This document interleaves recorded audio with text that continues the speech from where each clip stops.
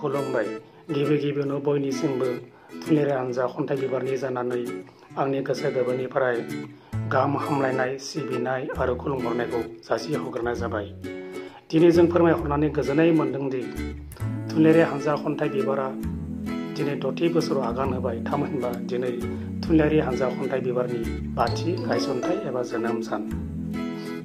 थांनाय 2017 मायथाइनि 19 डिसेम्बर खालि बे थुनलाइयारि हानजा खन्थाइ बिबारखौ गायसननाय एबा जोनोम होनाय जादोंमोन।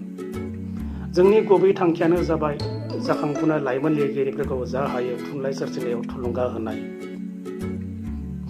आरो जोंनि मोन्थोरानो जाबाय राव थुनलाइखौ सिबिनायानो जोंनि थांखि।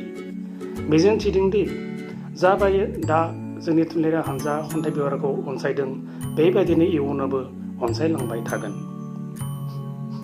जोंबो जा हायो इयुनावबो थुनलाइयारि बादायलायनाय हाबाफारि लालांबाय थागोन। मिजिं थिदों जोंनि लानो गोनां बादायलायनाय हाबाफारिखौ बयबो मदद खालामगोन। आं दिपेन चन्द्र बर', गाहाय सामलायगिरि खन्थाइ बिबार हानजा। गोजोन्थों।